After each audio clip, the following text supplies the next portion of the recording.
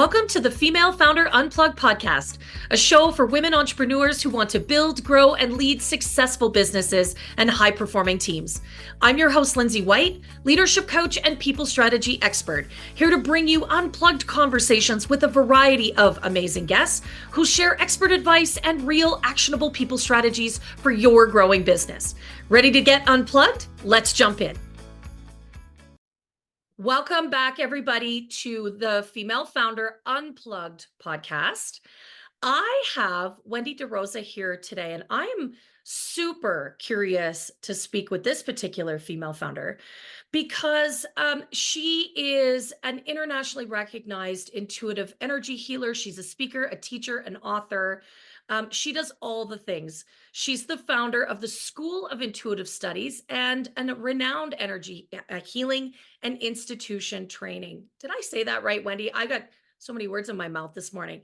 But this woman, and as someone who identifies as, someone who's quite intuitive, she does work with those of us that feel very, very deeply. And she's been on some incredible stages.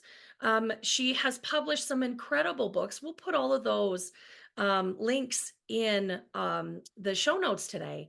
But she's going to talk to us about her journey and then how she's building and growing and leading her team. So, Wendy, thank you for being here. I'm excited to talk to you today. Thank you so much for having me, Lindsay. This is great. Thank you. Yeah. Yeah. Awesome. Well, okay, so tell us, and I'm super curious, as someone who identifies as very intuitive, how did you start your business and how did you come to understand that helping others that are intuitives really need your work? Tell us about that. Yeah, absolutely. So accidentally started my business. It actually wasn't it wasn't what I was seeking. I was very sensitive and intuitive as a child. That came with a lot of problems. I developed anxiety and depression at a very young age. I absorbed everything that was going on Yeah. around me in my house. And we had a big Italian family, as you can imagine. Yeah. You can fill in the blanks there, but I absorbed, a lot, and energetically, I was very sensitive. I Mhm. thought there was something wrong with me. And Right. it wasn't until my very late teens, early 20s that I started to understand that there was a gift happening here, and that I needed to pursue in understanding how to work with it. Otherwise, my gift was going to continuously turn into a curse, or Yeah. something that was going to plague me. And I actually, when I found my teacher, that's exactly what she said to me. She said, if you don't go down this road in developing your gift, you're going to continue to develop anxiety. So which Mhm. one? And so I decided to study for a couple of years, and then I was very, very good at what I did at a young age, my early to mid 20s. I had no interest in being an intuitive healer. Actually, I was a musician. I was Love it. touring around as a singer songwriter and wanted to be a rock star. I love And it. no interest. And yet I was just good at what I did, and people kept referring Mm. clients to me. And so fast forward, by the time I was 30, and this was a long time. I mean, the internet didn't exist the way it Yeah, did right? now. This was a long time ago. Yeah. There was like MySpace at the time or something like that, you know. Mhm. So by the time I was 30, I had 500 clients from word of mouth, and I had to develop business skills, like Yeah. how to run a practice. At that time, people were starting to build websites. I mean, this was early on in the, Yeah. early, late 90s, early 2000s. And here I am trying to understand how to run a practice, run a business, which are two very distinct things. Yes. Different You skill know, sets. different skill sets, learning how to work with people, learning how to stay in, developing my own systems of compliance, and like, where are my standards in working with someone as an energy healer. Ironically, more than half my practice was therapists. And so I was starting to Thing. understand how to work with clients through the therapy lens in terms of boundaries and transference and ethics. So I was developing a lot of skills in how to be with clients at the same time building a practice and a business. At that point, people wanted to learn how to do what I do. Right. So I started to teach workshops, and then that developed into in-person courses. Online didn't exist for me at that time in Right. terms of online, what we have now for platforms and online Right. work. So eventually people wanted to, dive deeper. Long story short, I started to teach virtually by phone. So I would get those conference dial-in calls Right. and Yes. teach small groups. And I developed the School of Intuitive Studies, and I developed one training program. It was called the Intuitive Healer Training Program. And I started with those two and grew different trainings from there, but that is still my mainstay in Yeah. developing and training healers. But I've been running the program for now, what's 17 years or But school. So just from people being interested, and then it's grown globally, and I've written several books, and I've yeah, taught on various platforms. And so I love it. are. Well, and thank you for sharing that, because I think that we forget, and I'm an accidental entrepreneur as well. I just said to someone yesterday, I truly have no business running a business. Like, that was never part of my initial plan. And so I totally respect that. But what that does is it sets us up for a pretty steep learning curve. Yeah. Right. We're good at what we do. We're good at at the, we offer incredible value, really amazing transformations. And we have natural skill, right, in that space. Yeah. But the business side of having your own business is the space where we really come in with very little natural experience or skill. We're not business builders, right? Yeah. And Yeah. so I think that that is a hard space. Like, your learning curve is just so steep. And we're pretty hard on ourselves, I think, as female entrepreneurs, that we just somehow don't intuitively know how to build a business. Well, that's ridiculous. Right. Right.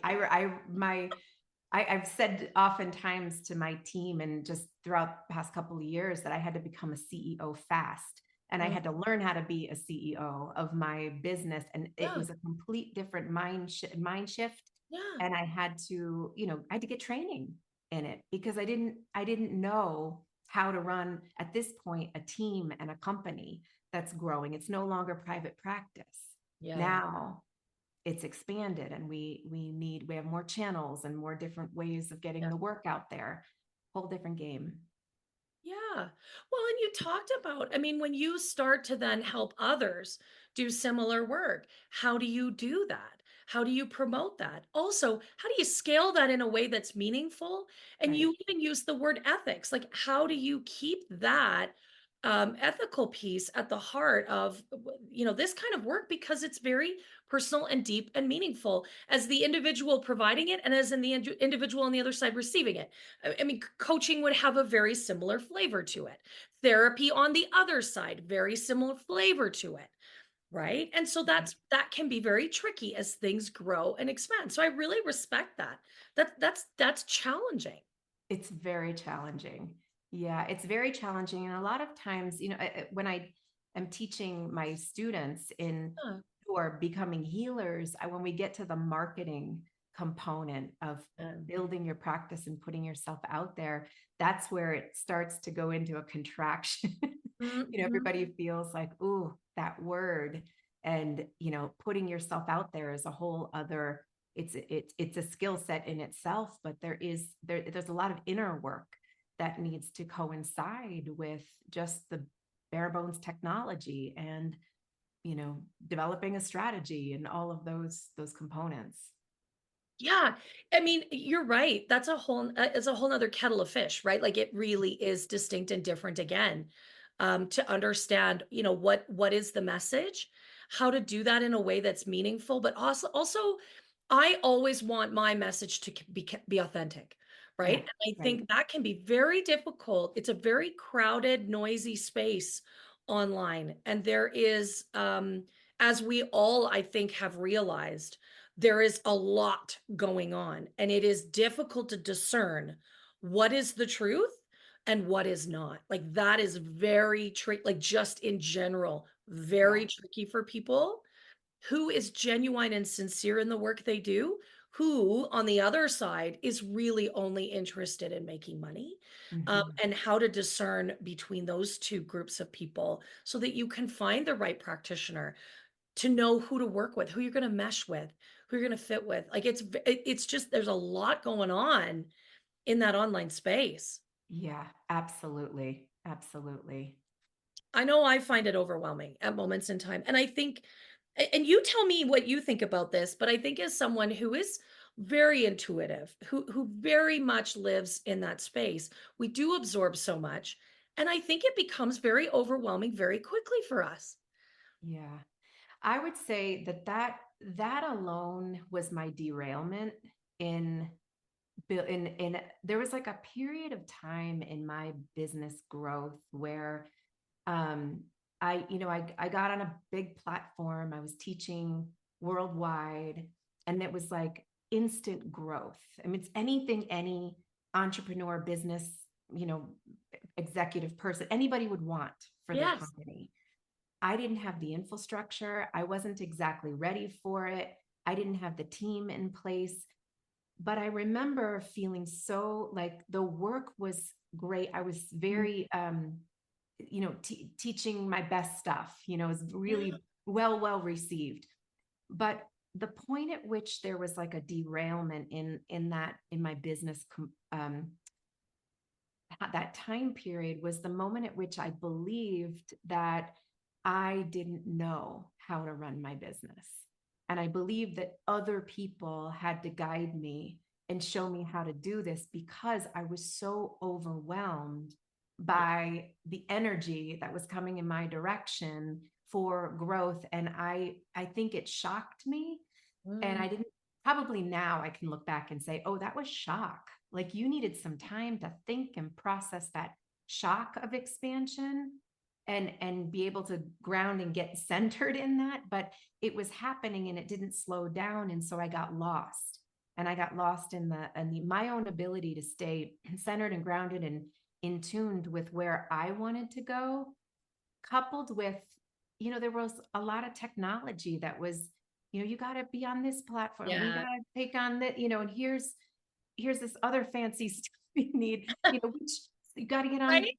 TikTok, and you got to, all these different things that are getting thrown in your direction that's saying this is how you need to build success. And so that whole storm made it very difficult for me to navigate the growth of the business. And that was my wonkiest time where I lost my center, and probably for like a couple of years Mm, where it felt like I'm navigating this and we're growing, but the infrastructure wasn't in place to grow the way we did. And I lost my ground. yeah. Yeah. Wendy, thank you.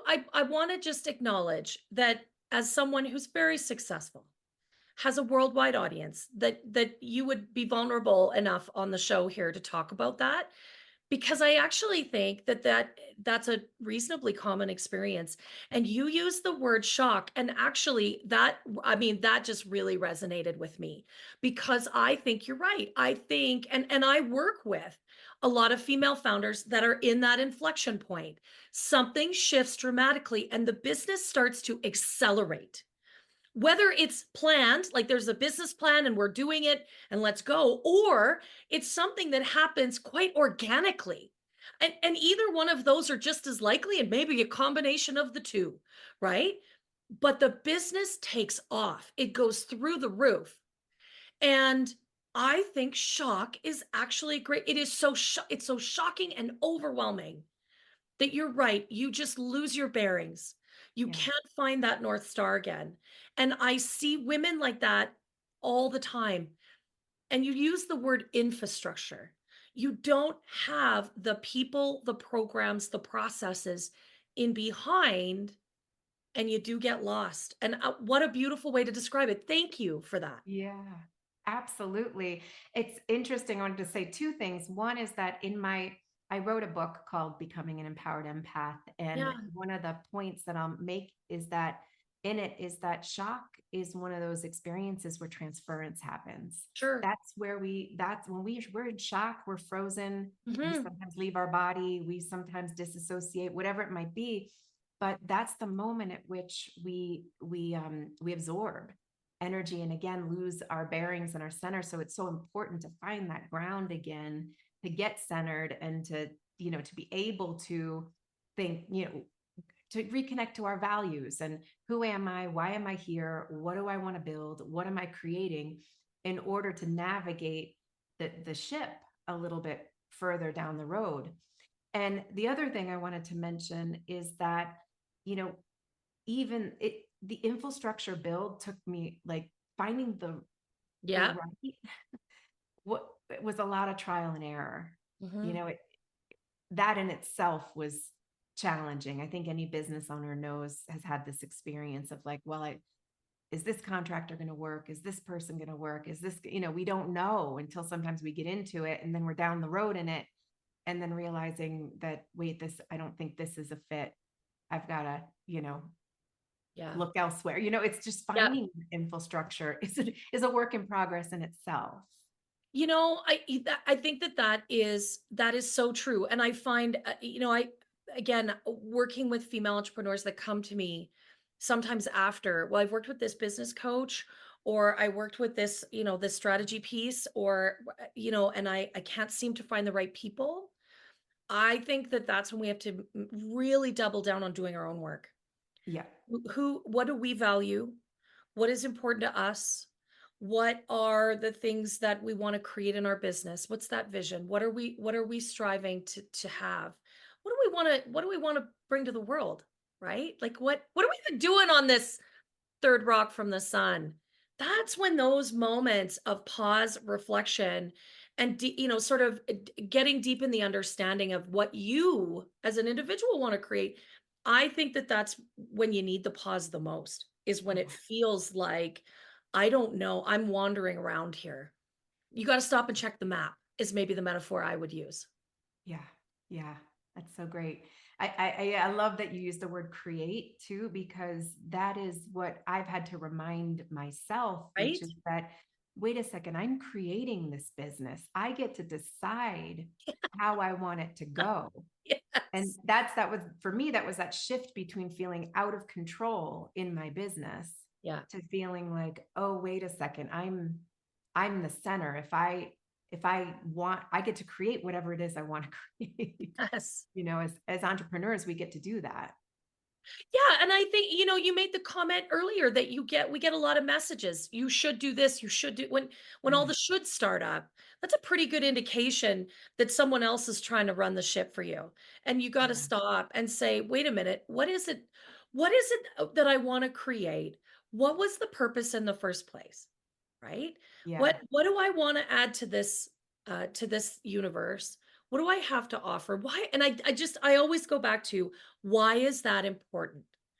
Right? And Yeah. clearly, you and I, we are on a mission to create things and to offer that so that others can continue in that creation process. And so we have to just step away from the shoulds. We have to Yeah. stop shooting all over ourselves, if you will, and just be in that space of what's important here. Yeah. It's hard though. Like, you get a lot of voices pulling you in a lot of directions. Yes. Yes. And interesting, this is a little intuitive piece that just to bring intuition into Hmm, business here for a second, love it. which is that derailment, the shoulding, um, it was a big, I don't know, 2, 3 year Hmm. issue that I was having.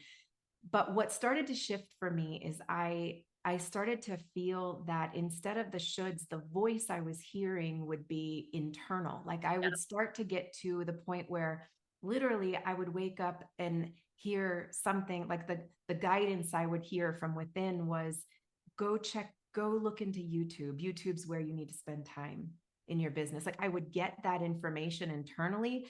And then all of a sudden that day, something would open up and I would see, this path to refine something about my business on YouTube, it's like all of a sudden everything started to unfold because I was intuitively being guided to the things I should be clicking on versus being bombarded by it, and building more my own personal censorship to all the noise that I was taking in so that I could value Yeah. my own internal voice or intuition that was saying, no, this is where you need to go and direct and be guided. And was it clear all the time?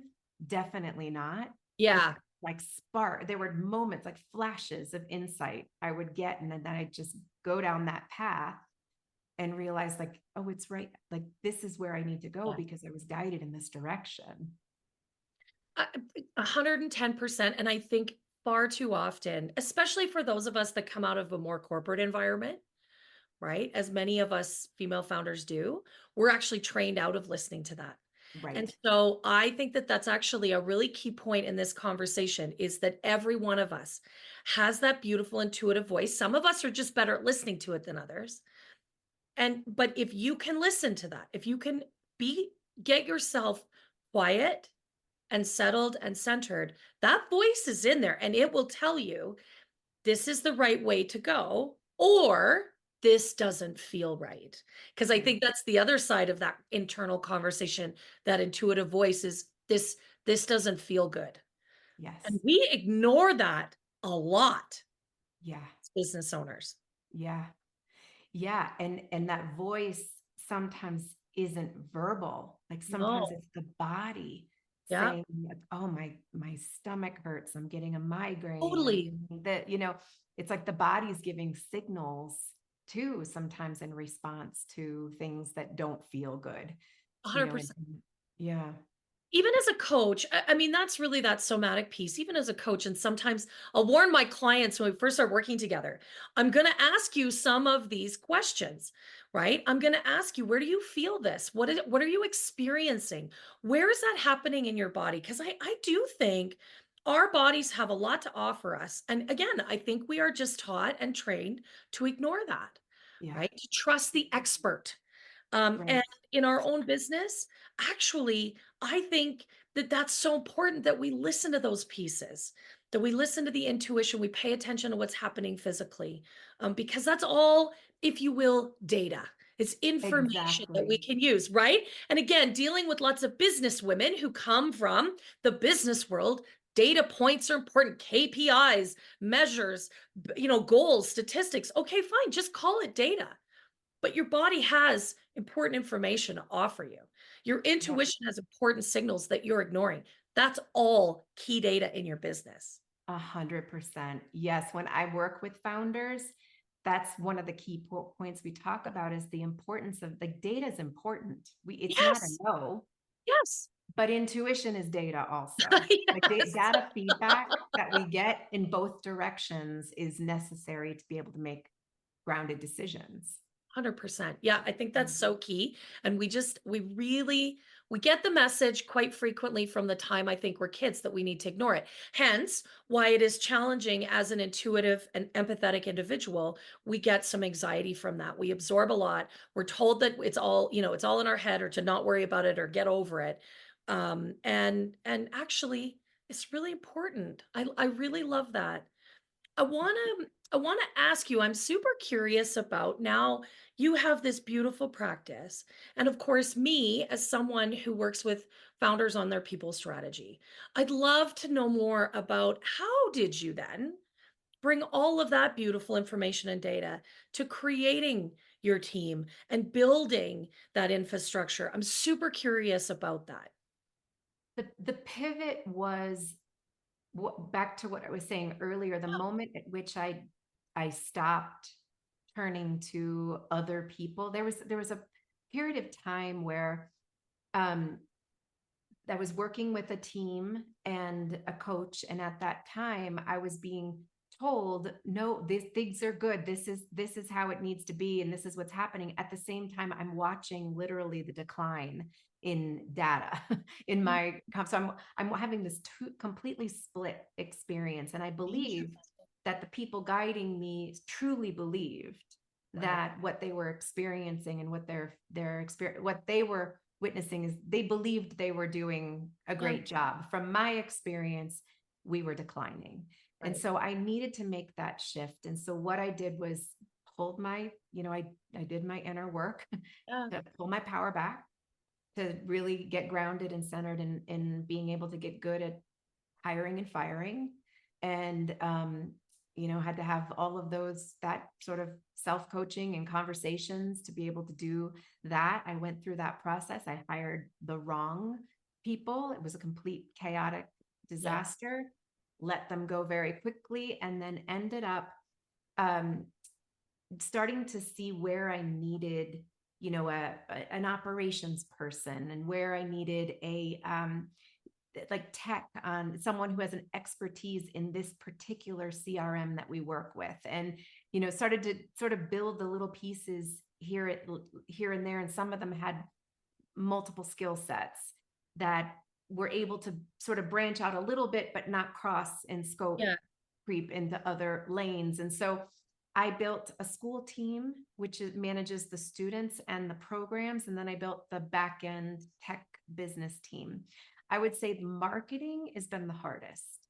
That's Yeah. been the hardest um, to figure out what I need, what's right for our business, Right. because there are so many different ways to market a business. And I don't believe my business is, it's been in an interesting place. It's been very, there's a lane for it in the personal growth arena. But when it came to leadership, it's still carving, a little more of a lane in terms like intuition and leadership. It's there, but I remember the days when we couldn't say intuition. I lived those years.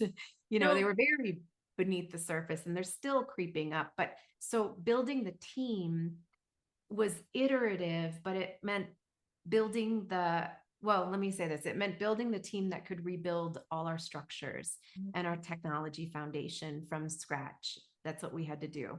Then it was building the school team simultaneously to make sure the students were taken care of and Right. that there weren't any bumps. And then it's about bringing in the marketing now that we've got Yeah. infrastructure in place. I love it. Um, I got to tell you again, as someone who brings in sort of the strategic focus on people and talent, like how you resource your business with the right talent. That's really what it's all about, right? Mhm. That's exactly what you've just articulated. It's so tricky for female founders, because it does become a bit trial and error. And I think that's one of the hardest parts learning how to do that. Yeah. And there's a way to do it with a strategic focus that I think, that's the message I'm trying to bring to the world, right? Is that there is a way to design people strategy that links to the business vision, the mission, the values, as well as what you're trying to accomplish, the business plan, because it does dial back that space where you have to constantly iterate, because that's the stuff that is so tricky. It's the trial by fire, really. And I know so many female founders that have to go through that evolution, and it's a kind of a painful one, Yeah. Wendy, right? Like it takes months and years to figure some of those pieces out. Yeah, absolutely. Absolutely. And I would say you are definitely more versed and skilled in that arena than I am. So Yeah, I right. I have a 101 that I learned, like this is totally 101. But building SOPs has been Yeah. something. I know that's what people, SOPs for business, that's probably again a basic for so many people. But for me, going from private practice into Yeah. business and expanding really quickly, we didn't have SOPs to develop because they were constantly being developed as we were going. So when that contractor went, it's like Yeah. a process went with it because we needed a different, somebody else to do it a different way. And then our technology changed. And so it's just being able to build all of that, the documentation that needed to happen behind the scenes. I'm going to use a big fancy term, institutional knowledge. Mm, And that's a corporate way to look at it, but it's the same concept. is that we build knowledge and history with each individual that works in our business, whether they are a contractor or an employee. It does not matter. Doesn't matter how you compensate them. It Mhm. matters that they have knowledge about your business that when they leave, they take with them. That is organizational or institutional knowledge. And you're right, having some standard operating procedures, and it doesn't need to be complicated. It can be as simple as, I want you to record a Loom video, or I want you to turn the Zoom on and do that thing. And then we have a library, right? Like, don't be fooled by the big fancy words, everybody. This can be very simple to start with in a small business. It gets more complicated as the business becomes more highly matrix.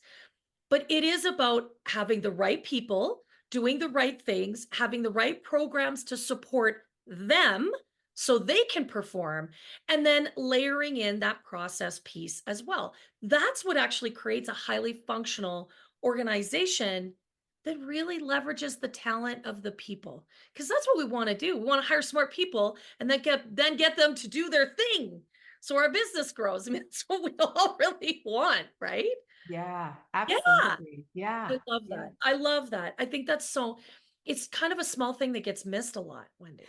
And that's why it was such a novelty for me to figure out, like, if we built our docs, our data, or our SOP processes, then someone could step in and we've got it. And it takes a lot of less time out of training. And I know that's completely a 101 for business business owners and development, maybe in corporate, but for someone moving from Yeah, small business and moving up, that was a big step 100%. that we had No, to implement.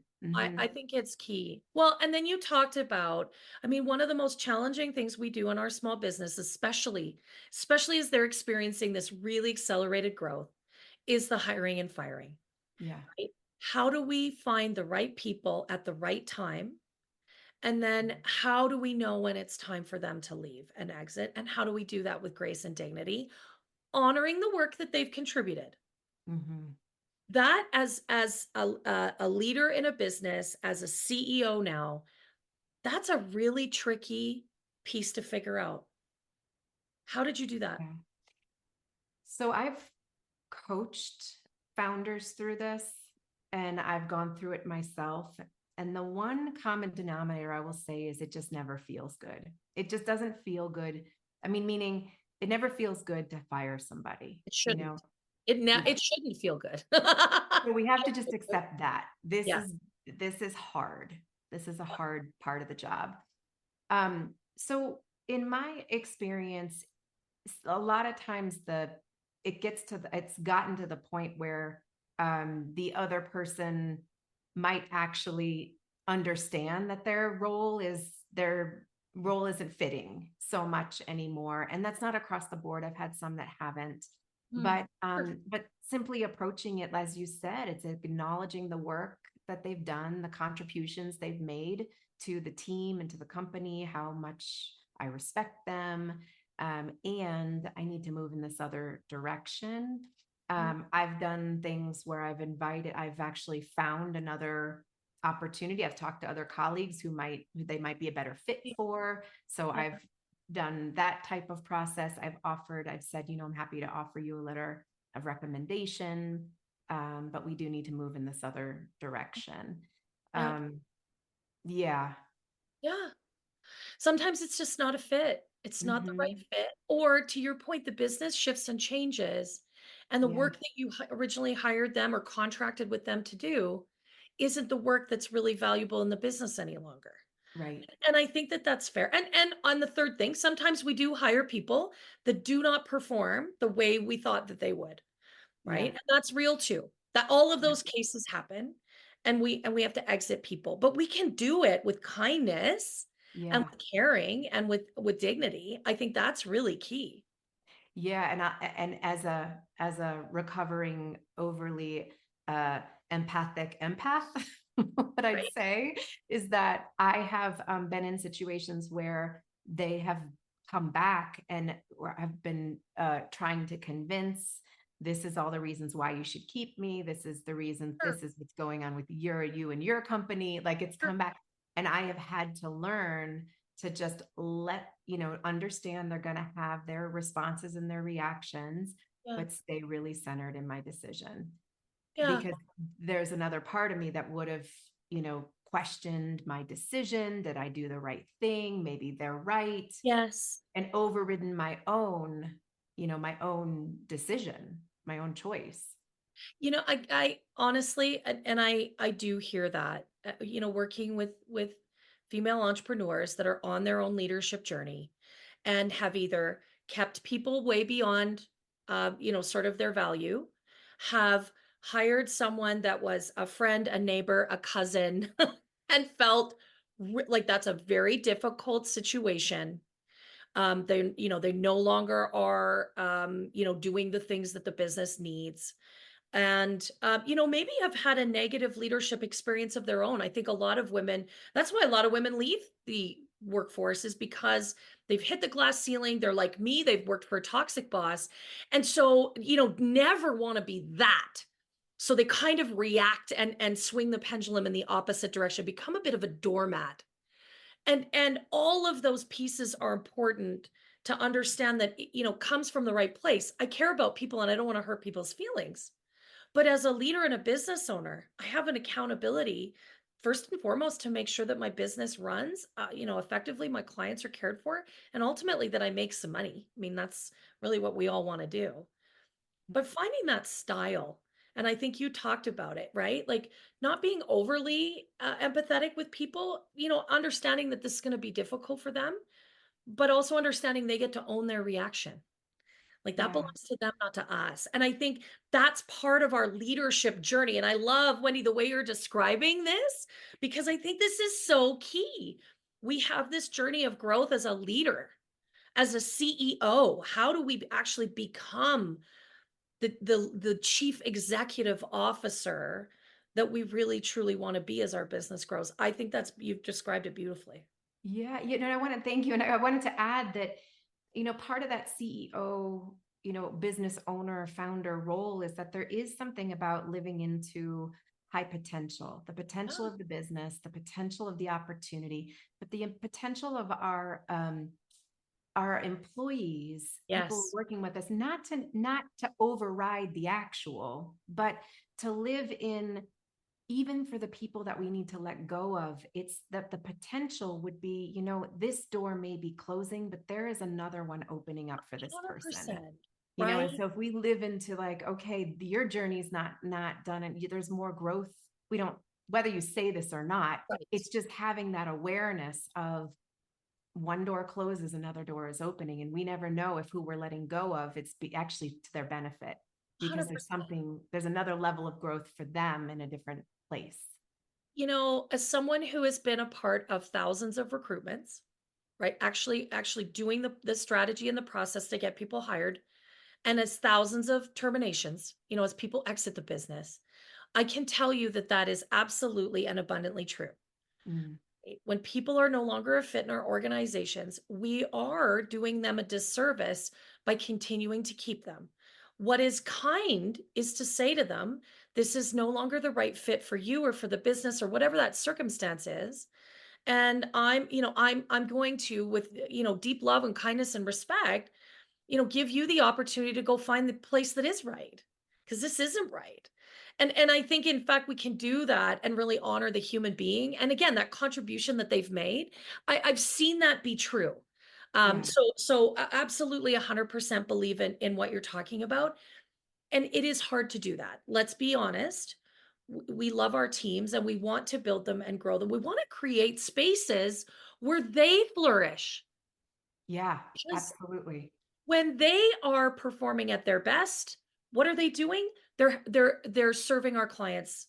And our clients are happy, and our clients bring us more money and more clients. And ultimately, that's what creates incredible revenue growth, and it creates an incredible business and a beautiful workplace culture. Yeah. That equation is quite simple.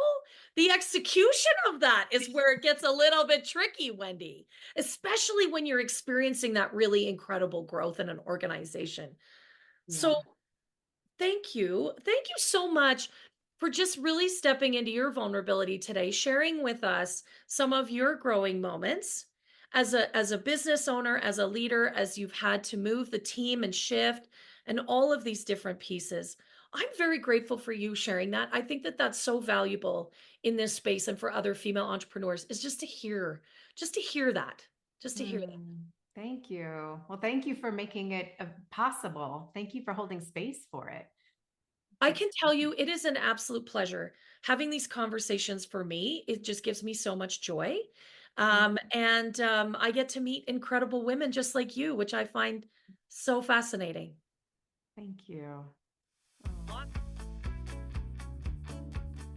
Thank you so much for tuning in to the Female Founder Unplugged podcast. I hope you enjoyed listening as much as I did hosting this conversation. I feel so lucky that I get to connect with such amazing female entrepreneurs. And if you enjoyed today's session, would you do me a big favor? Would you hit subscribe and give this episode a 5-star review? I'd also love it if you would share with your friends. We've got a goal here at the Female Founder Unplugged podcast to impact 1,000 female founders. And with your help, we can really amplify the message. Thanks again for being a part of the show. And don't forget to connect with me at highvoltageleadership.ca. We'll see you next week.